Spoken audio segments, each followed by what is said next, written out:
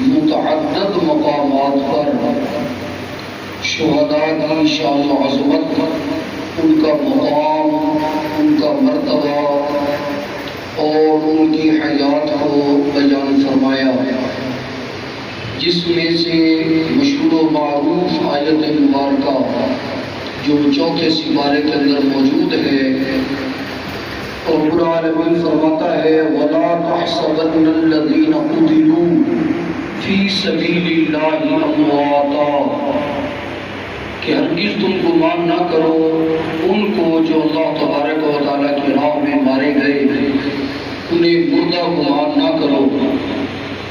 اس آیت مبارکہ سے قبل ایک آیت پاک اور ہے جو اگرچہ ترتیب کے اعتبار سے اس مقام پر نہیں، وہ دوسرے سپارے کے اندر ہے، لیکن مضمون کے اعتبار سے اس آیت اور اس کا بڑا گہرا تعلق ہے۔ رب تبارک و تعالیٰ نے پہلے ارشاد فرمایا وَلَا تَقُولُوا لِمَن يُقْتَلُ فِي سَبِيلِ اللَّهِ أَمْوَاتٌ، فرمایا کہ جو اللہ تبارک و تعالیٰ کی راہ میں مارے گئے انہیں تم مردہ نہ کہو، بل احیاء ولکن لا تشعرون، بلکہ وہ زندہ ہیں، تمہیں ان کی زندگی کا شعور نہیں ہے۔ اس مقام پر رب تبارک و تعالیٰ نے انہیں مردہ کہنے سے منع فرمایا۔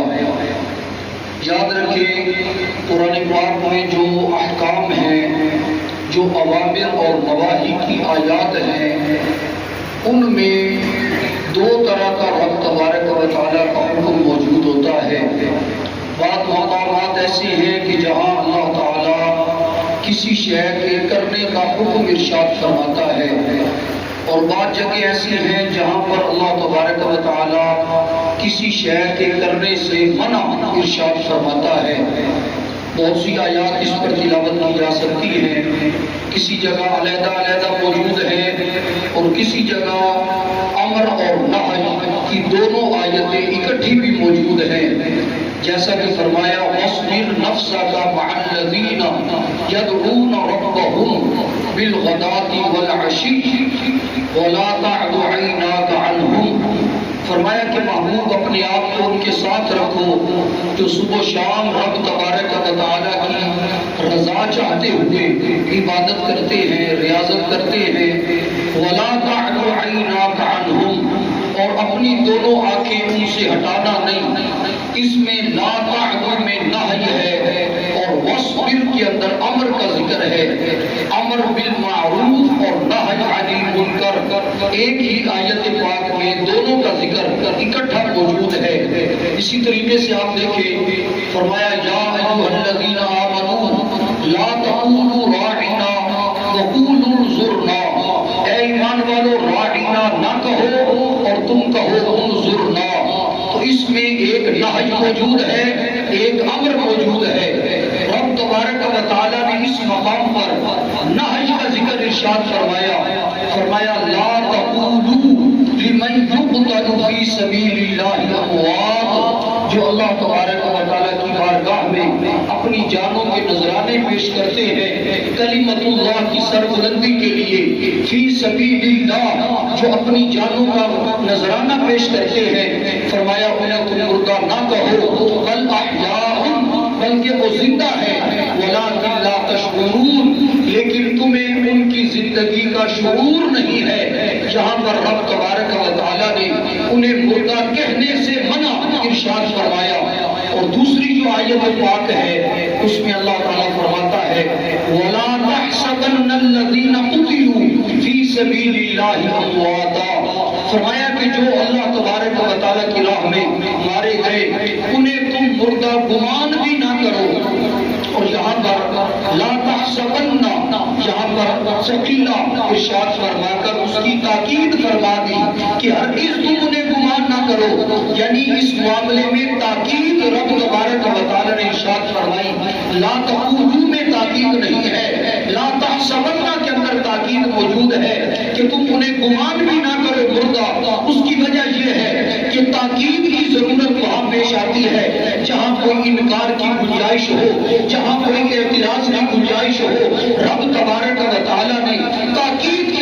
ارشاد فرمایا کیونکہ زبان سے مردہ نہ کہنا یہ اور ہے، اس سے منع فرما دیا گیا، لیکن جب یہ فرمایا گیا کہ تم انہیں مردہ گمان بھی نہ کرو، ایسا ہوتا ہے کہ بہت ساری چیزیں ہم اپنے دل و دماغ کے اندر سمجھ تو سکتے ہیں، زبان پر انہیں بیان نہیں کر سکتے، زبان پر بیان کرنے سے ہم رک جاتے ہیں، ادب کی وجہ سے، احترام کی وجہ سے، کئی ایسے مقامات ہیں رب تعالیٰ فرماتا ہے انہیں مردہ نہ کہو، تو ذہن کے اندر یہ بات آتی ہے تو وہ مردہ، لیکن کہنے کی ہمیں ممانعت ہو گئی کیونکہ وہ اللہ کی راہ میں جان دے چکے، تو عزت کی وجہ سے، احترام کی وجہ سے انہیں مردہ کہنے کی ممانعت ہو گئی۔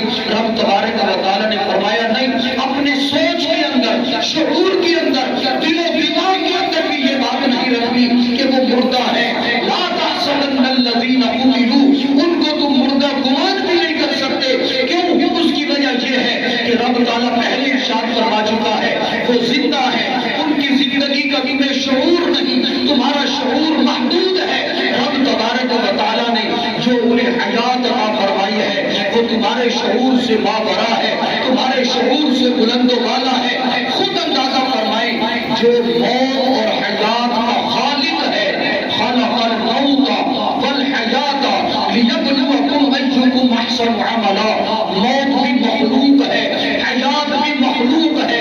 ایک موت کا وہ تصور ہے جو آپ کے اور میرے ذہنوں کے اندر موجود ہے، ایک موت و حیات کا وہ تصور ہے جس کو رب تبارک و تعالیٰ ارشاد فرماتا ہے۔ ظاہر ہے ہمارے سمجھنے کے اندر مغالطہ ہو سکتا ہے، غلطی ہو سکتی ہے، لیکن جسے اللہ فرما دے، حضور فرما دے، اس کے اندر غلطی نہیں ہو سکتی۔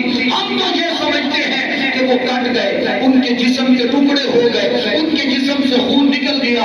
موت کے جتنے بھی احکام ہیں، مرنے کے بعد بیوی بیوہ ہو گئی، بچے یتیم ہو گئے، مال وراثت بن کر تقسیم ہو گیا، ان کا جہان تبدیل ہو گیا، ایک عالم سے دوسرے عالم میں چلے گئے۔ مرنے کے جتنے بھی احکام ہیں ظاہری دنیا کے اعتبار سے تمام کے تمام ان پر لاگو ہیں، لیکن رب فرماتا ہے مردہ کہہ بھی نہیں سکتے، مردہ سوچ بھی نہیں سکتے۔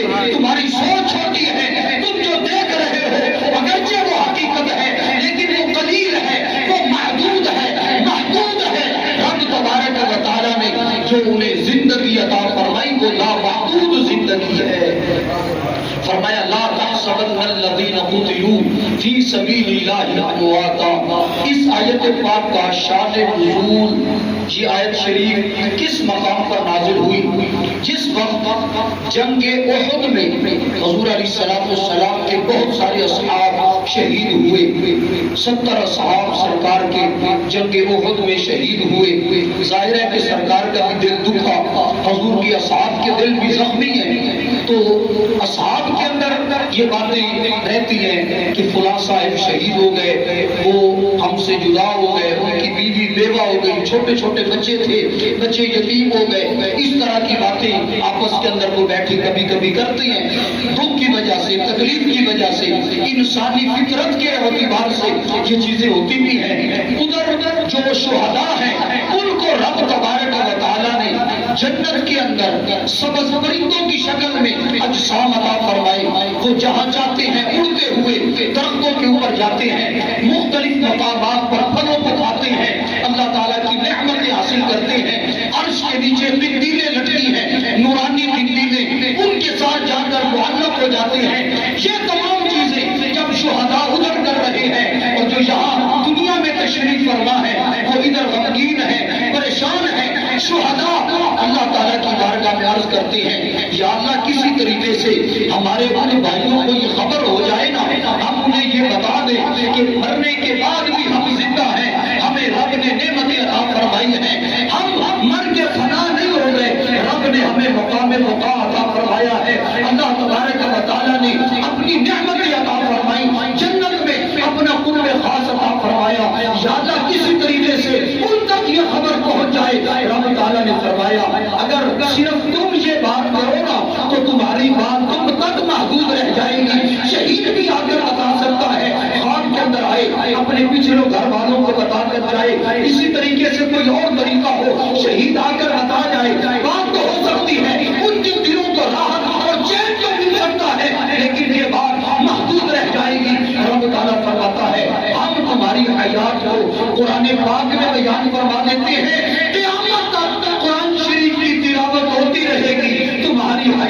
تذکرہ لوگ بیان کرتے رہیں گے۔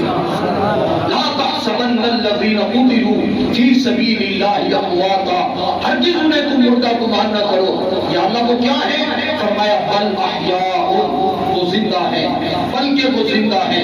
یہ جو بل ہوتا ہے نا، یہ پچھلی بات کی نفی کرتا ہے، اگلی بات کو بیان کرتا ہے۔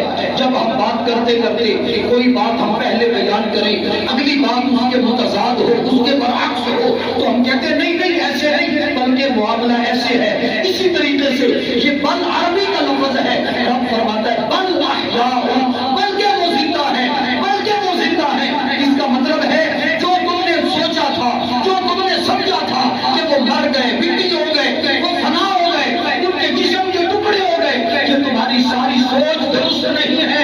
رب تعالیٰ نے اپنی بارگاہ سے انہیں حیات ابدی، حیات سرمدی، حیات جاودانی، حیات دائمی، حیات نازوان اور نافاتی عطا فرما رکھی ہے۔ ایسی حیات ہے کہ جس کو سوچنے سے، سمجھنے سے، جس کا ادراک کرنے سے انسانی شعور، انسانی فہم و ادراک وہ قاصر ہے۔ رب فرماتا ہے وہ زندہ ہے، بل احیاء، وہ زندہ ہے۔ سوال پیدا ہوتا ہے کہاں زندہ ہے؟ بل احیاء، وہ زندہ ہے، لیکن کہاں ہے؟ زندہ ہے تو ہمارے پاس ہونا، ہم بھی تو زندہ ہیں، ہم دنیا کے اندر جتنے موجود ہیں زندہ ہیں، تو وہ ہمارے پاس ہو۔ اللہ فرماتا ہے نہیں، وہ زندہ ہے لیکن کہاں پر ہے؟ بل احیاء عند ربہم، اپنے رب کی بارگاہ میں زندہ ہے، اپنے رب کے قرب خاص میں زندہ ہے، رب کی بارگاہ میں زندہ ہے۔ اللہ تبارک و تعالیٰ نے انہیں اپنا قرب خاص عطا فرمایا۔ یہاں دو باتیں ہو گئی، اگر توجہ فرمائیں تو دو باتیں ہو گئی۔ ایک تو ان کی حیات کو بیان کیا گیا، دوسرا رب کے قرب خاص کو بیان کیا گیا۔ بل احیاء میں ان کی حیات کو بیان کیا، وہ زندہ ہے، لیکن اللہ تعالیٰ کے قرب کا یہاں اظہار نہیں۔ زندہ ہے، ممکن ہے کسی اور جگہ ہو، وہ دور ہو، فرمایا نہیں، زندہ بھی ہے۔ اور ان کا رب بھی اپنے رب کی بارگاہ میں زندہ ہے، اپنے رب کے قرب کے اندر زندہ ہے۔ انہیں اللہ تبارک و تعالیٰ نے اپنا مقرب بنا دیا ہے۔ اب سمجھیں کہ جس کام کے لیے پوری زندگی ہم محنت کرتے ہیں، نماز پڑھتے ہیں، روزہ رکھتے ہیں، حج کرتے ہیں، زکات دیتے ہیں، مسجد بنائیں، مدرسہ بنائیں، درس و تدریس ہو، پڑھنے پڑھانے کا معاملہ ہو، جتنے بھی پڑھانے کا معاملہ ہو، جتنے بھی معاملات ہیں، اس لیے کرتے ہیں اللہ راضی ہو جائے، ہمیں اپنا قرب عطا فرما دے، اللہ تعالیٰ خوش ہو جائے، ہمیں اپنا قرب عطا فرما دے، ہمیں اپنا مقرب بنا دے۔ اللہ تعالیٰ فرماتا ہے بل احیاء عند ربہم، ان پر اللہ راضی ہو گیا، انہیں رب نے حیات بھی عطا فرمائی، اپنا قرب خاص بھی عطا فرمایا۔ وہ جو تم پوری زندگی محنت کر کے حاصل کرنا چاہتے ہو کہ ہمیں رب تعالیٰ کا قرب نصیب ہو جائے، رب تعالیٰ نے شہداء کو اولین طور پر جو نعمتیں عطا فرمائی، پہلی نعمتوں میں یہ نعمت ہے، رب تعالیٰ نے انہیں اپنا مقرب بنا دیا ہے، اپنی بارگاہ کا قرب عطا فرما دیا ہے۔ بل احیاء عند ربہم یرزقون، انہیں رزق دیا جاتا ہے، یرزقون، انہیں رزق دیا جاتا ہے۔ یاد رکھیں رزق دو طرح کا ہوتا ہے، رزق دو طرح کا ہوتا ہے، ایک رزق ہے جسمانی، ایک رزق ہے روحانی۔ جسمانی رزق وہ ہمارے جسم کا تقاضا ہے، روحانی رزق وہ ہماری روح کا تقاضا ہے۔ جب تک جسم اور روح کا آپس میں اتصال ہے اس وقت تک جسمانی رزق چلتا ہے، اور جب جسم اور روح کا اتصال کٹ جاتا ہے، انقطاع ہو جاتا ہے، تو اس وقت روح کے لیے رزق بھیجا جاتا ہے۔ صدقہ، خیرات، دعائیں، اصال ثواب، یہ سارے معاملات ہوتے ہیں۔ اس کی وجہ ہے کہ جسم تو اپنے مقام تک پہنچ چکا، منہا خلقناکم وفیہا نعیدکم ومنہا نخرجکم تارۃ اخری، جسم اپنے مقام پر ہے، روح اپنے مقام پر ہے۔ اللہ تعالیٰ فرماتا ہے یرزقون، انہیں رزق دیا جاتا ہے، وہ رزق جسمانی بھی ہے، وہ رزق روحانی بھی ہے۔ رب تبارک و تعالیٰ ہر طرح کا انہیں رزق عطا فرماتا ہے۔ فرحین بما آتاہم اللہ من فضل، جو اللہ انہیں عطا فرماتا ہے اس کو حاصل کر کے وہ خوش ہوتے ہیں، فرحت محسوس کرتے ہیں۔ رب تبارک و تعالیٰ نے کا قرب بھی عطا فرمایا، اپنی طرف سے رزق بھی عطا فرمایا، اپنی طرف سے فرحت بھی عطا فرمائی، اپنی بارگاہ سے فضل اور کرم بھی عطا فرمایا۔ کرم بالائے کرم، بالائے کرم، بالائے کرم ہے رب تبارک و تعالیٰ نے جو شہداء کو عطا فرما رکھا ہے عالم برزخ کے اندر۔ جتنے بھی شہداء ہیں ان سب کو اللہ تبارک و تعالیٰ نے یہ مقام عطا فرمایا۔ شہداء کی بہت ساری اقسام ہیں، شہید حقیقی ہے، شہید حکمی ہے، شہید فقہی ہے، شہید شرعی ہے، مختلف اقسام ہیں شہید کی۔ یہاں پر جو بات چل رہی ہے وہ شہید حقیقی کی ہے۔ شہید حقیقی وہ شہید ہے جو کلمۃ اللہ کی سربلندی کے لیے، دین کی سربلندی کے لیے اپنی جان کو قربان کرے اور پھر اسی میدان میں جام شہادت بھی نوش کرے۔ اس کو کوئی وقفہ میسر نہ آئے، ایسا وقفہ نہ ہو کہ زخمی ہو گیا اس کو منتقل کر دیا گیا دوسری جگہ، وہ 2 دن 4 دن کے بعد اس کا وصال ہوا، کچھ اس کا علاج معالجہ جاری رہا، ایسا نہ ہو۔ اسی موقع پر جو شہید ہو جائے وہ شہید حقیقی اعلیٰ درجہ ہے۔ حضرت امام علی مقام امام حسین رضی اللہ تعالیٰ عنہ، آپ کے دیگر جتنے بھی رفقا ہیں، ان تمام کو اللہ تبارک و تعالیٰ نے درجہ شہادت بھی عطا فرمایا، اور شہید حقیقی کا جو اعلیٰ درجہ ہے، اعلیٰ معیار ہے، رب تبارک و تعالیٰ نے وہ عطا فرمایا۔ جب شہادت کا اعلیٰ معیار ہے تو پھر ان کی زندگی میں کسی کو کوئی اعتراض نہیں ہے، ان کی حیات میں کسی کو کوئی کلام نہیں ہے۔ رب تعالیٰ نے وہ حیات انہیں عطا فرمائی جو حیات ہمارے دل و دماغ سے باہر ہے، ہمارے فہم و ادراک سے باہر ہے، ہماری سوچ محدود ہے، ان کی حیات نامحدود ہے۔ شہید وہ بھی ہے کہ جس کو زہر دے کر شہید کیا جائے، وہ بھی شہید ہے۔ جس کو کسی اور طریقے سے مارا جائے وہ بھی شہید ہے۔ شہید وہ بھی ہے کہ زخم ہو گیا اور اس زخم سے 2-4 دن کے بعد شہید ہو گیا، فوت ہو گیا، وہ بھی شہید ہے۔ وہ بھی شہید ہے کہ جو زخمی ہوا اس کے بعد میدان جنگ سے اسے منتقل کیا گیا دوسری جگہ پر، اور چند لمحات کے بعد وہ شہید ہو گیا۔ مختلف اقسام ہیں، شہید تو وہ بھی ہے۔ سرکار علیہ السلام نے کرم فرماتے ہوئے ارشاد فرمایا، پچھلی امتوں میں طاعون کی مرض عذاب تھی، اگر کوئی طاعون کی مرض میں مر جائے نا اس کے لیے وہ عذاب تھا۔ حضور کی امت میں کرم ہوا، وہی طاعون کی مرض اگر اس کے اندر کوئی فوت ہوتا ہے اللہ تعالیٰ اسے شہادت حکمی کا درجہ عطا فرماتا ہے۔ جو چیزیں وہاں عذاب تھی جہاں درجہ شہادت تک پہنچ گئی، وہ بھی شہید ہے کہ جو دیوار کے نیچے دب کر فوت ہو جائے، عورت بچے کی ولادت کے وقت فوت ہو جائے، پیٹ کی بیماری کے اندر فوت ہو جائے، آگ کے اندر جل کر فوت ہو جائے، پانی کے اندر ڈوب کر فوت ہو جائے۔ 80 قسم کے یا مختلف اور دیگر حضرات نے کم و بیش ارشاد فرمائے شہید ہیں، لیکن جو اعلیٰ قسم ہے شہید کی وہ شہید حقیقی ہے۔ حضرت امام علی مقام اس اعتبار سے سید الشہداء ہیں کہ جتنے بھی شہید ہیں ان میں جو اعلیٰ درجے کی شہادت ہے رب تعالیٰ نے آپ کو وہ عطا فرمائی، اور جتنے بھی شہداء تھے ان سب کے سردار حضرت امام علی مقام امام حسین رضی اللہ تعالیٰ کو آپ کی ذات والا صفات سکولہ صفات ہے۔ یزیدیوں نے تو یہ سمجھا کہ ہم نے ان کا سر کاٹ دیا، بچے شہید ہو گئے، بھانجے شہید ہو گئے، بھتیجے شہید ہو گئے، ان کے خاندان کا ایک ایک خون وہ خون کے اندر نہلا گیا۔ یزیدیوں نے تو یہی سمجھا نام اگرچہ رہ جاتا ہے بدنامی سے بھی نام رہ جاتا ہے، جہاں امام علی مقام کا نام باقی ہے یزید کا بھی باقی ہے، شمر کا بھی باقی ہے، لیکن نام ہو تو پھر اچھا نام ہو، نیک نامی کے ساتھ نام ہو۔ اگر نیک نامی کے ساتھ قیامت تک کسی کا نام باقی ہے تو وہ امام علی مقام امام حسین ان کے رفقا جتنے بھی حضور علیہ السلام کی اہل بیت اطہار حضور کے اصحاب باوفا اپنے اپنے درجے پر ان سب حضرات کے نام باقی ہیں۔ اس کی وجہ یہ ہے موت موت پر آتی ہے لیکن جو موت کا خالق ہے وہی انہیں کہتا ہے مردہ نہ کہنا انہیں یہ زندہ ہے، انہیں مردہ نہ سوچنا یہ زندہ ہے۔ اور یہ بات اگرچہ عقیدے کے اعتبار سے اتنی ہی کافی ہے، عقیدے کے اعتبار سے اللہ رسول کا حکم ہے ماننے کے لیے ہم تیار ہیں، ہمارا سر تسلیم خم ہے، اس کے اندر کسی کو ذرہ برابر بھی اعتراض نہیں، انکار نہیں، شک و شبہ کی گنجائش نہیں، لیکن پھر بھی عملی طور پر اگر اس کا نمونہ آپ دیکھنا چاہتے ہیں عملی طور